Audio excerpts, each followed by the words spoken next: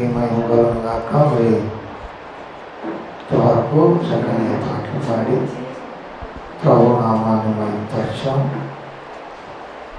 దేవుడు మరి ఇదను నాతో మాట్లాడాలా అనేవారు ఎంతమంది దేవుని సన్నిధికి వచ్చారు? వారందరూ కూడా పైకి చేతులు ఎత్తండి. అది ఒకసారి దేవుని స్తోత్రం చేద్దాం గట్టిగా. హల్లెలూయా. దేవుడు మాట్లాడే దేవుడు. ఎవరమ్మా? మాట్లాడే దేవుడు. కనుక మాట్లాడేటప్పుడు మనము దేవుని సన్నిధిలో దేవుని మాటకి లోబడాలి. దేవుని మాటకి ఏం చేయాలా? లోబడాలి. చూడండి, మొదటి వచనం చూస్తే యెహోవాను స్తుతించుడి, యెహోవా సేవకులారా ఆయనను స్తుతించుడి, యెహోవా నామమును స్తుతించుడి. ఇది మొదలుకొని ఎల్లకాలము యెహోవా నామము సన్నతింపబడునుగాక. సూర్యోదయము మొదలుకొని సూర్యాస్తము వరకు యెహోవా నామము స్తుతి నొందదగినది. యెహోవా అన్యజనులు ఎదుట మహోన్నతుడు, ఆయన మహిమ ఆకాశ విశాలమును వ్యాపించి ఉన్నది. ఉన్నతమందు ఆసీనుడై మన దేవుడైన యెహోవాను పోలినవాడెవడు? ఆయన భూమి ఆకాశములు వంగు చూడ ననుగ్రహించుచున్నాడు. ప్రధానులతో వారిని కూర్చోబెట్టుటకై ఆయన నేల నుండి దరిద్రులను లేవనెత్తేవాడు.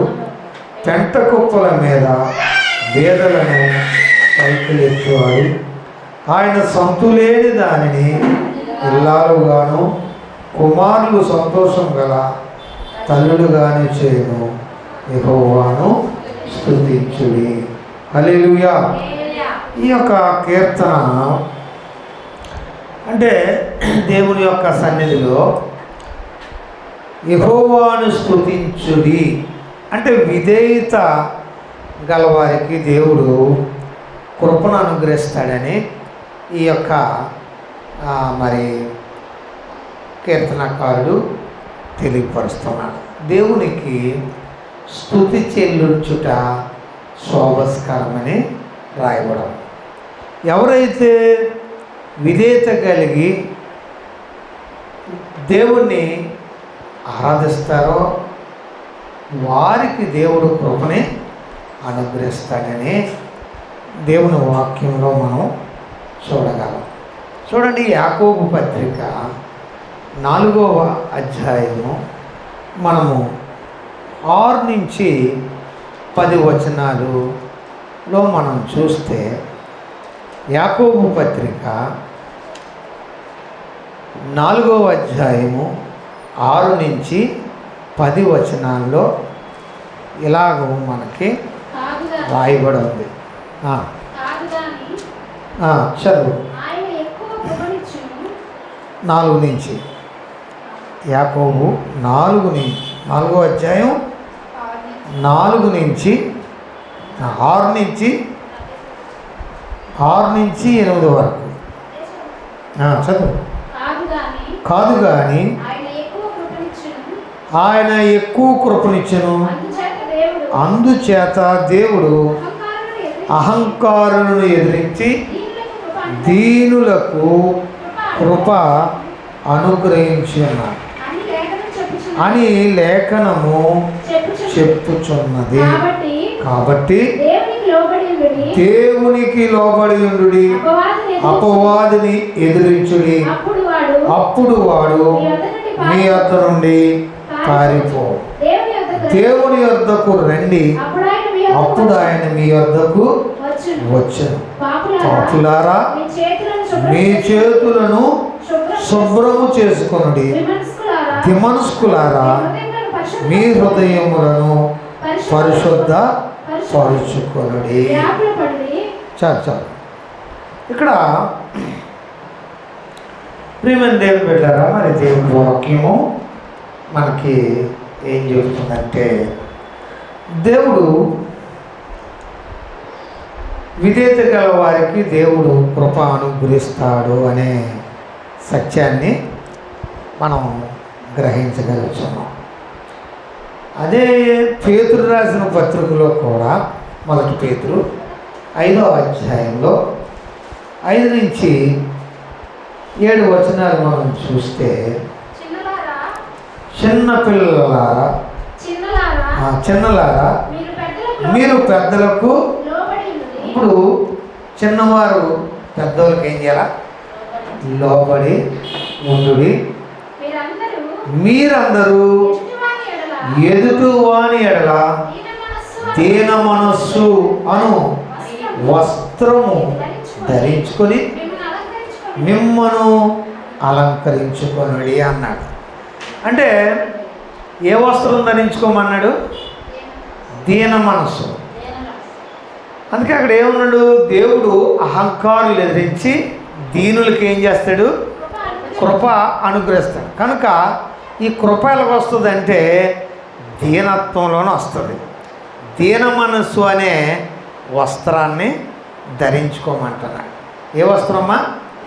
దీన మనస్సు అనే వస్త్రము ధరించుకొని మిమ్మను అలంకరించుకోండి. అంటే మన అలంకరణ దేనికి పోలి ఉన్నది? దీనత్వానికి పోలి ఉన్నది. ఏమన్నదమ్మా? దీనత్వానికి పోలి ఉన్నది. కనుక దీన మనస్సు అనే వస్త్రాన్ని మనం ధరించుకున్నప్పుడు దేవుడు అహంకారులు ఎదిరించి దీనులకు కృపించుతాడు.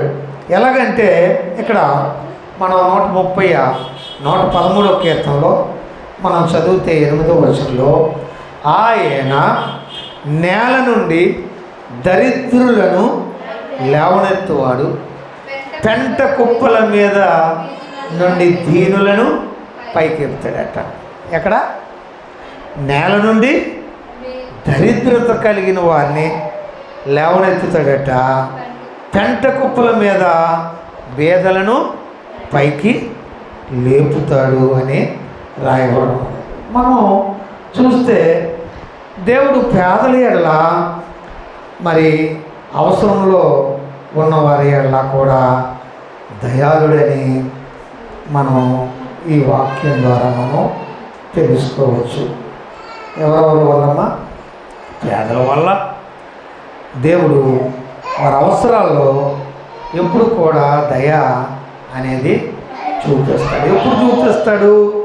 దేవుడు దీనత్వాన్ని మనము ధరించుకున్నట్లయితే దేవుడు అట్టి కృప మనకి అనుగ్రహిస్తాడు. కనుకనే మరి ఈ యొక్క లేఖన భాగంలో మనం చూస్తే, ప్రియమైన దేవుని బిడ్డలారా, దేవుడికి ఒప్పుడు కూడా దీనత్వం. చాలామందికి సంఘంలో గౌరవం కోసం, అందుకనే ఇక్కడ యాకోబు రాసిన పత్రికలో ఎన్నో వచనం అంటే 4వ వచనం చూడండి. 4వ వచనంలో యాకోబు రాసిన పత్రిక 4వ అధ్యాయము, వ్యభిచారులారా, ఈ లోక స్నేహము దేవునితో వైరమని ఎరగరా. కాబట్టి ఎవడు ఈ లోకముతో స్నేహం చేసినో వాడు దేవునికి శత్రువు అవుతాడు అన్నాడు. మొదటి వచనంలో చూస్తే మీలో యుద్ధములు పోరాటాలు దేని నుండి కలుగుచున్నవి? మీ అవయములలో పోరాడు మీ భోగోత్సవమే కదా అన్నాడు. ఇక్కడ మరి దేవుని యొక్క సన్నిధిలో పోరాటాలు, దేవుని బిడ్డలు అవ్వచ్చు, లేకపోతే ఈ వైరం అనేది దేవునితో వైరం అని మీరు ఎరగరా అనే ఒక ప్రశ్న ఉన్నది. ఎందుకు ఇలాగా అని మనం చూస్తే, చాలామంది మరి ఈ పరిస్థితి రావడానికి సంఘంలో పోట్లాట్లు వస్తుంటాయి, వివాదాలు ప్రధాన కారణం. చాలా సంఘాల్లో ఇవి జరుగుతున్నాయి. ఎలా జరుగుతున్నాయి? వాళ్ళకి సంఘంలో గౌరవం కావాలి. సంఘంలో కొంతమందికి ఏం కావాలమ్మా? గౌరవం కావాలా, వాళ్ళకి పేరు కావాలా, హోదా కావాలా, అధికారం కావాలా, భోగాలు, డబ్బు సంపాదించాలనే, మరి అందరికంటే పైవారిగా ఉండాలనే కోరికలు మరి వారిలో కలిగి ఉంటారు. కోరిక మంచిదే, కానీ దేవుడు చెప్పిన మాట ఏంటంటే దేవుడు దీన మనస్సు గల వారి ఎడల ఆయన ఎక్కువగా కృప అనేది చూపుతాడు. కనుక మనం బైబిల్ గ్రంథంలో మనం చూస్తే దేవునిలో మరి జీవించడం అనేది చిన్న సమస్య కాదు. మన దేవుడు అన్ని దేవుడు లాంటి దేవుడు కాదు. కనుక అక్కడ మనము ఎంత విధేయత చూపాలంటే చూడండి, 3వ అధ్యాయము యాకోబు రాసిన పత్రిక 3వ అధ్యాయం 15వ వచనం చూడండి. ఈ జ్ఞానము మనకు 15 ఈ జ్ఞానము పైనుండి దిగి వచ్చినది కాక భూ సంబంధమైనదు, ప్రకృతి సంబంధమైనదు, దయ్యములు జ్ఞానం వంటిదే ఉన్నది అంటున్నాడు. ఇప్పుడు మరి కొన్ని అబద్ధకరమైన జ్ఞానం, ఈ జ్ఞానం ఎలాంటిది అని అంటే అది దేవునికి పైనుండి వచ్చేది కాదు. అంటే పైనుండి వచ్చే జ్ఞానం వేరు, భూ సంబంధమైన ఈ భూ సంబంధమైన జ్ఞానం గల వారి యొక్క జీవితాల్లో మరి అటువంటి అహంకారంతో బయటిని మరి మనుషులు జీవిస్తుంటారు. వారికి మరి ఎంతైనా మరి అది తగ్గించుకోరు. వాళ్ళ అహంకారం ఎంత దీనత్వం అంటే, మనం మంచి బ్రహ్మాండమైన చీరలు కట్టుకొని బ్యాగులు తగిలించుకొని పారిపోవడం కాదు. ఆ వ్యక్తిలో ఏం కలిగి ఉండాలా? దీనత్వం కలిగి ఉండాలి. దీన మనసు అనే వస్త్రం ధరించుకోవాలి. ఏం వస్త్రం? దీన మనసు అనే. దేవుడు అహంకారాన్ని ఏం చేస్తాడు? అనగదొక్కుతాడు. కనుకనే ఈ యొక్క కీర్తనాకారుడు తెలియపరుస్తున్నాడు ఏంటంటే, మరి మనము చూస్తే 17వ వచనం, ఇప్పుడు 16 చదువు. ఎలా అనగా ఇప్పుడు ఈ భూ సంబంధమైన జ్ఞానం గల వారికి ఏముంటుందమ్మా? మస్త్రం ఉంటుంది. వివాదములు ఎక్కడున్నో అక్కడ అల్లరి, నీచ కార్యాలు కూడా కనబడతాయి. కనుక ఈ భూ సంబంధమైన జ్ఞానం గల వారి యొక్క జీవితాల్లో మస్త్రము, వివాదన, అల్లర్లు, నీచ కార్యాలు కలిగి ఉంటాయట. కనుక అయితే ఇక్కడ 17వ వచనంలో ఏమన్నాడు? అయితే పైనుండి వచ్చే జ్ఞానం మొట్టమొదటది పవిత్రమైనదట. ఇప్పుడు భూమి మీద భూ సంబంధమైన జ్ఞానం వేరుగా ఉంది, దేవుడు పైనుండి వచ్చే జ్ఞానం ఎలా ఉన్నది? అది వేరుగా ఉంది. అది పవిత్రమైనది. పవిత్రమైనది అంటే ఏంటి? పవిత్రమైనది అంటే ఏంటి? మంచి చీర కట్టుకొని సంకలు బయాగడ్డించుకొని పరిగెట్టిదా పవిత్రమైనదంటే? మన క్రియల్లోని ఆ పవిత్రత కనపరచబడాలి. మన ముఖంలో కనపడాల, మన కళ్ళులో కనపడాల, మన మాట విధానంలో కనపడాల. కనుక ఇది మనం చూస్తే పవిత్రమైనది. తర్వాత ఏంటట? సమాధానకరమైనది. తప్పు చేసి ఒప్పుకోరు. చాలామంది తప్పు చేసి ఏం చేస్తారు? ఒప్పుకోరు. ఎవరొకరి మీద దోసేస్తారు. ఎందుకంటే ఒప్పుకుంటే ఇన్సల్ట్ అవుతుంది కదా. ఒప్పుకుంటే ఏమవుతుంది? నలుగురిలో ఇన్సల్ట్ అవుతుంది, ఇతరుల మీద తోసేస్తారు. కానీ ఈ యొక్క తప్పు చేసామంటే చేసిన వాడితో ఏమవ్వాలా? సమాధానం. నీతో నేను తప్పు చేస్తే, అమ్మ తప్పు అయిపోయిందని నేను నీతో సమాధాన పడడం నీవైనా నేనైనా ఒకటి. కానీ ఇక్కడ మనం చూస్తే తర్వాత మూడవది ఏంటట, మృదువైనది. చూడండి, వాళ్ళు చక్కని మాటలమ్మా, మరి అంత చక్కగా మాట్లాడతారు. మాటలో కూడా ఏమున్నది, మృదువత్వము కావాలా.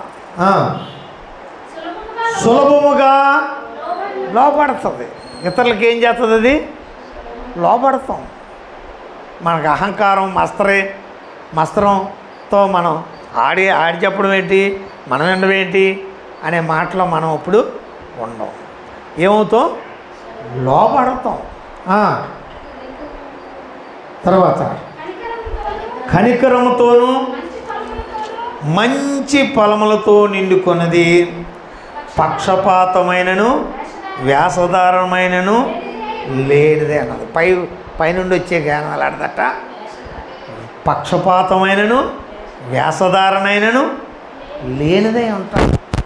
చాలామంది మరి ఆయన ఎందుకు చచ్చిపోన్నాడు అంటే పచ్చకావులు వచ్చి చచ్చిపో అంటే పచ్చకావులు వచ్చి చచ్చిపో. ఏదైనా చచ్చిపోవడానికి బోళ్ళు కారణాలు వస్తాయి. కానీ అక్కడ నీతియు సమాధానము చేయువారికి సమాధానమందు వ్యక్తపడతారు.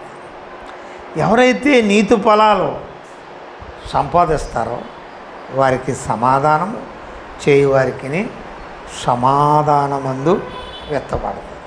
ఇంకా మనం ఏది విత్తితే ఆ పంటే. ఇప్పుడు ఎన్నో కుటుంబాలు పాడైపోతున్నాయి. ఒక కుటుంబం కట్టబడడానికి ఎంత వేదన, ఒక కుటుంబం విడదీసేయడానికి ఎంత తేలిక. ఏమ్మా, ఒక కుటుంబం కట్టాలంటే ఎంత కష్టపడాలి, ఒక కుటుంబాన్ని పాడు చేయాలంటే ఎంత తేలిక. చూడండి, ఒక వ్యక్తిని బాగు చేయడం సామాన్యమైన పని కాదు, ఒక వ్యక్తిని పాడు చేయడం చాలా సులువైన పని. కనుక మనము ఆ యొక్క భూసంబంధమైన జ్ఞానం కలిగి వారితో మనం చేరిన అక్కడ యేసుప్రభు గురించి ఆ స్త్రీ 10,000లో నీ పురుషుడి యొక్క విశేషత ఏమిటి అని అంటే ఆ పురుషుడి గురించి ఆ స్త్రీ ఎంతో వర్ణించింది. దాన్ని ఆ ప్రియుడు 10,000 మందిలో ఉన్న ఆయన గుర్తింపదగిన. మనం ఎక్కడైనా ఒక ప్రత్యేకత అనేది మనం కలిగి ఉండాలి. సమాజంలో, సంఘములో మనం దేవుని పిల్లలము అని కనపరచబడాలంటే దేని ద్వారా కనపరచబడతాయంటే మన యొక్క ప్రవక్తన ద్వారా. అందుకే మత్తయి సువార్తలో చెప్పాడు కదా, ఆ 5వ అధ్యాయంలో, మత్తయి సువార్త 5వ అధ్యాయంలో ఏం చెప్పారు, మీ పరలోకపు తండ్రికి మీరు కుమారులగినట్లు ఏం చేయమన్నాడు,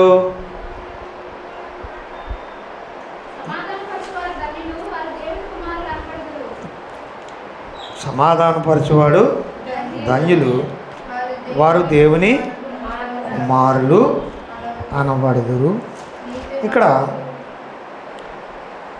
ఇక్కడ మీరు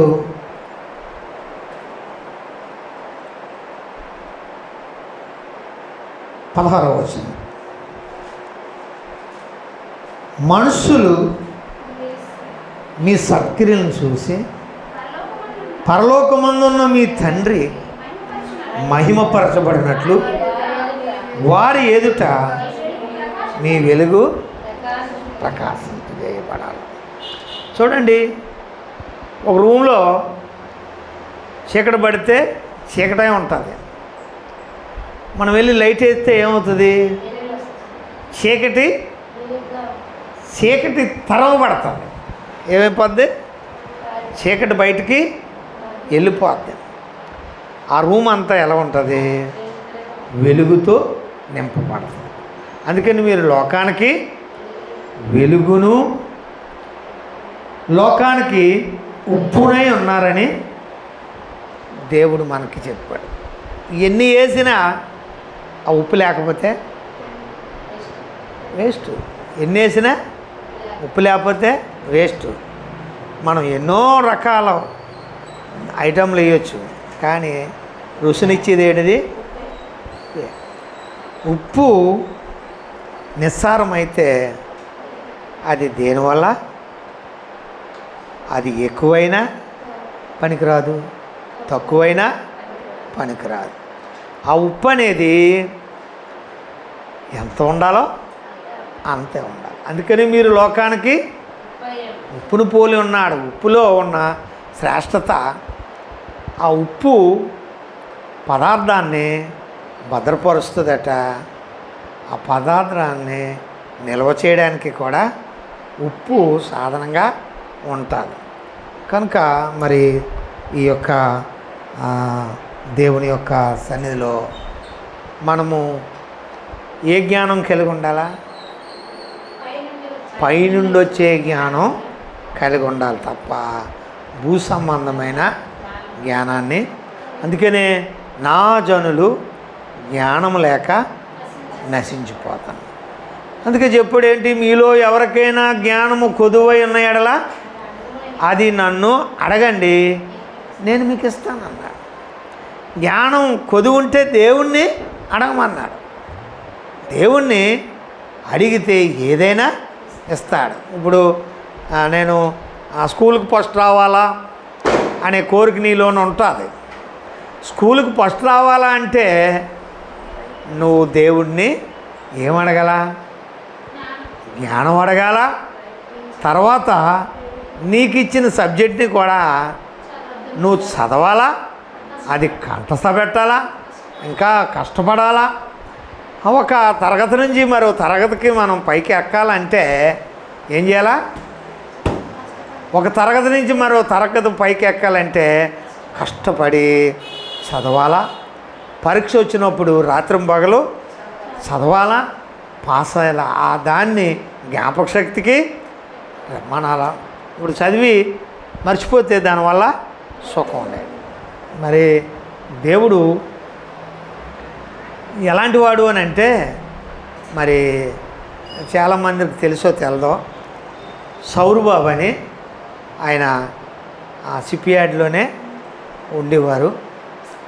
అతను 10వ తరగతి పాస్ అంటే చదివేటప్పుడు తుపాకీ ముందునెట్టుకొని, గైడు ముందునెట్టుకొని వచ్చిన ప్రశ్నలన్నీ రాసుకున్నాను. వస్తే కాల్చి చంపేస్తాను నువ్వు నా దగ్గరికి వస్తే అని. అంత రౌడీ బాడీ బిల్డరు. ఆయనకి శరీరం మన కత్తులు పొడిచినా గుచ్చుకుని కావట్లేదు. అలాంటి వ్యక్తి ప్రభు దర్శించిన తర్వాత ఆయన్ని మరి దేవుడు చూడండి, మనం అడిగేదాన్ని ప్రతిదాన్ని కూడా ఎలాగ అనుగ్రహిస్తాడనేది జాగ్రత్తగా గమనించండి. అలాంటిది దేవుడు ఆయనకి మరి ఇజ్రాయేల్ దేశంలో ఒక 6 నెలలు అక్కడుంటే ఒక 6 నెలలు ఎక్కడ ఉంటారు. మొత్తం బైబిల్లో వచనాలు ఎన్ని ఉన్నాయి, కామాలు ఎన్ని ఉన్నాయి, ఫుల్ స్టాప్లు ఎన్ని ఉన్నాయి, ప్రశ్నలు ఎన్ని ఉన్నాయి, వాటికి జవాబులు ఎక్కడ?